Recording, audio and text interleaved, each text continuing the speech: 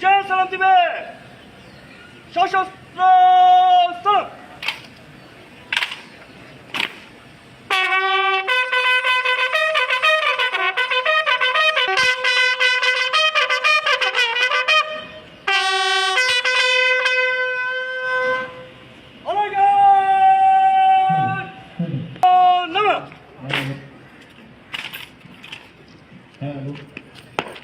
গরম দরকারি করেন না। মাননীয় ইন্সপেক্টর জেনারেল, ধন্যবাদ মাননীয় ইন্সপেক্টর জেনারেল।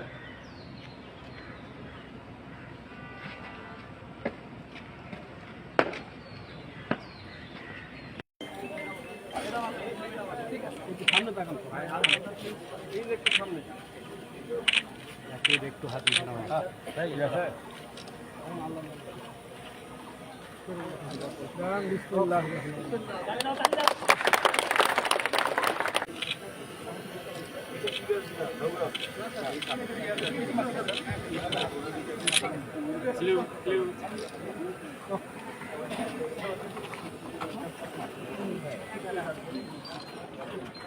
الحق وتواصوا بالصبر صدق।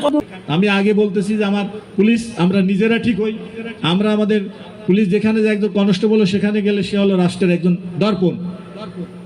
তাকে সকল জনগণ সমীহ করে যে পুলিশের তার একটা আপনারাই দিয়েছেন এই আইনি ক্ষমতাটা, যে ওকে এম্পাওয়ার করে দিয়েছেন যে সে আইন শৃঙ্খলা রক্ষা করবে, মানুষের উপরে অন্যায় অবিচার করবে যারা তাদেরকে প্রতিরোধ করবে।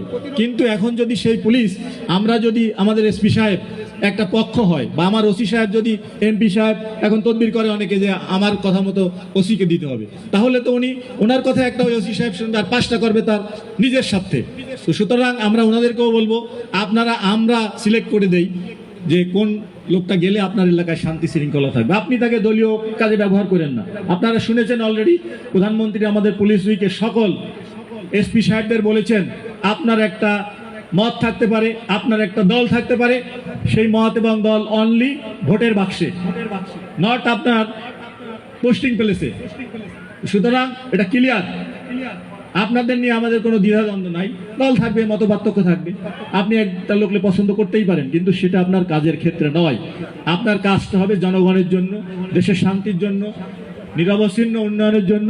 সেই কাজটা যদি আমরা সবাই মিলে করতে পারি তাহলে তো আমরা 5 বছর পরে একটা পরিবর্তন আসে ভোটের মাধ্যমে। আমি ক্ষমতায় আছি এখন কি এটাকে আমাকে ধরে রাখতে হবে কি কারণে? এখানে কি আছে? কোন মধু আছে? এগুলো তো দরকার নাই।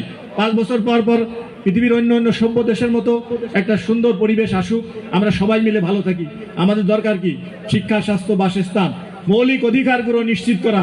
সেগুলা যদি আমরা আইন শৃঙ্খলা ঠিক করতে না পারি, আমাদের রাষ্ট্রীয় কোষাগারের অবস্থা আপনারা অনেকেই জানেন।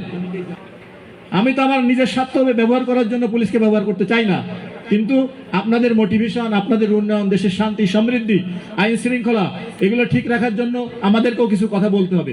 পুলিশকে অপবাদ দিয়েই যাবেন এটা তো মেনে নেওয়া যাবে না। আমি বলেছি তোমরাও যে জিনিসগুলো সত্য তোমরাও মিডিয়াতে প্রচার করো, তোমার বিরুদ্ধে অপপ্রচার হবে, সেটাকে তুমি যে কাউন্টার করো। জনগণকে তো বুঝতে হবে যে আসলে পুলিশ কি কাজ করছে, পুলিশের কত দূর পর্যন্ত যাওয়ার অধিকার আছে। সব দোষ পুলিশের। রাস্তায়, বিশ্ববিদ্যালয়ে আপনি আপনার ছাত্রদেরকে কন্ট্রোল করতে পারবেন না, হলে তারা অস্ত্রবাজি করবে, নিজেরা মারামারি করবে, রাস্তা ঘেরাও করবে, সব দোষ পুলিশ। কেন?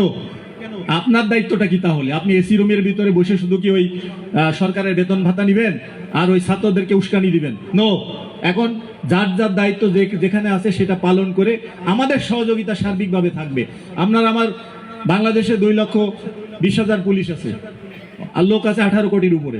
তাহলে আমরা আমাদের ক্যাপাসিটি কতটুকু, এই ক্যাপাসিটি, ক্যাপাবিলিটি, দক্ষতা এগুলো বাড়ানোর জন্য আমরা চেষ্টা করছি। আপনারা দেখেছেন দীর্ঘ 17 বছরে পুলিশকে মেরে গাছের সাথে ঝুলায় রাখা হয়েছে, লাশের উপর মানে জুতা দিয়ে পাড়ানো হয়েছে, লাশ পুড়িয়ে দেওয়া হয়েছে কেন? এখান থেকেও তো আমাদের শিক্ষা নেওয়া উচিত। পুলিশকে বলবো যে আমাদের উপরে মানুষের ক্ষোভ এত বেশি, আমরা এত অন্যায় অবিচার করছি যে মানুষ আমাদের উপরে তার রাগের বহিঃপ্রকাশ ওই 44 জন সদস্যকে নৃশংসভাবে খুন করে তারপরে আমাদেরকে তারা করেছে, মানুষ জনগণ থেকে বিচ্ছিন্ন করা হয়েছে। তো সেই জিনিসগুলা আমরা ফিরায় আনতে চাই।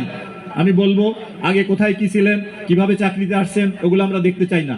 আমরা চাই এই 2,20,000 পুলিশ একটা পরিবার। আমরা কোনো আওয়ামী লীগ, বিএনপি, জাতীয় পার্টি আমার দেখার দরকার নাই। দেশের জনগণ, সাধারণ জনগণ, শান্তিপ্রিয় জনগণকে নিরাপত্তা দেওয়া, আইনি সুরক্ষা দেওয়া আমার মূল দায়িত্ব। আমরা সবাই মিলে ঐক্যবদ্ধভাবে আমরা সেই কাজটি করি। এবং এমপি থেকে আমি কথা দিতে চাই, আজকে আইজিপি মহোদয় আছে, যে মাদক বা অন্যায়ের সঙ্গে জড়িত সে যাই হোক তাকে ওই অন্যায়কারী হিসেবে ট্রিট করা হবে, কোনো দলের মানুষের ট্রিট করা হবে না। আমাদের বর্তমান মাননীয় প্রধানমন্ত্রী যে নির্দেশনা দিচ্ছেন সেটা এটাই, এর বাইরে কিছু হবে না, এটা নিশ্চিত থাকেন।